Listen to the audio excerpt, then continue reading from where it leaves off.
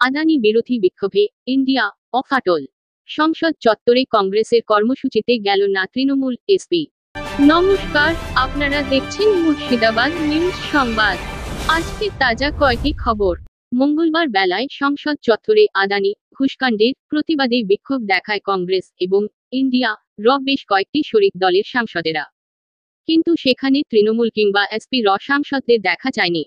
আদানি ঘুষকাণ্ডে কংগ্রেসের নেতৃত্বাধীন যৌথ প্রতিবাদে গোরহাজে রইল তৃণমূল এবং সমাজবাদী পার্টি এসপি।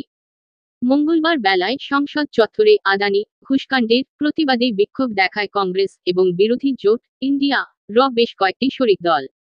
যৌথ প্রতিবাদ কর্মসূচিতে একদম সামনের সারিতে ছিলেন রাহুল গান্ধী, কিন্তু বিরোধী জোটের দ্বিতীয় বৃহত্তম দল এসপি এবং তৃতীয় বৃহত্তম দল তৃণমূলের কোনো সাংসদকে প্রতিবাদ কর্মসূচিতে দেখা যায়নি।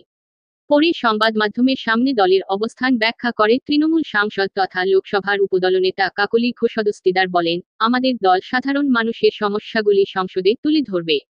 একই সঙ্গে তিনি জানান, তৃণমূল চায় মসৃণভাবে সংসদের কাজ পরিচালিত হোক। তার কথায়, আমরা সংসদ অচল করতে চাই না। বিভিন্ন বিষয়ে ব্যর্থতার জন্য আমরা এই সরকারের জবাব চাই। কংগ্রেসের নেতৃত্বাধীন প্রতিবাদ কর্মসূচিতে তৃণমূল এবং এসপির অনুপস্থিতিকে বিরোধী জোটে ফাটল বলে দাবি করছে বিজেপি। রাজ্যসভার বিজেপি সাংসদ শ্রমিক ভট্টাচার্যের কটাক্ষ, কংগ্রেস যেখানেই যায় মানুষ তাদের প্রত্যাখ্যান করে। বিরোধী জোটের দিকে ইঙ্গিত করে তিনি বলেন, আপনারা অবস্থাটা দেখুন। কখনো তৃণমূল থাকে না, কখনো আবার আম আদমি পার্টি আপ থাকে না। প্রসঙ্গত, তৃণমূল সূত্রে আগেই জানা গিয়েছিল, সংসদ অচল করে দেওয়ার কংগ্রেসের কৌশলে সাই নেই দলের শীর্ষ নেতৃত্বের। ওই সূত্রেই জানা যায়, আদানি বিরোধী বিক্ষোভে দলের আপত্তি নেই। কিন্তু কংগ্রেস আরও স্পষ্ট করে বললে রাহুল গান্ধী যেভাবে নির্দিষ্ট কিছু বিষয়কে সামনে রেখে বাকি বিরোধীদেরও তাতে সামিল হতে বলছেন, তাতে আপত্তি রয়েছে তৃণমূলের। রাজ্যের শাসক দলের তরফে প্রকাশ্যেই বলা হয়, একটিমাত্র বিষয় নিয়ে সংসদ বানচাল করার ঘোর বিরোধিতা করছে তারা।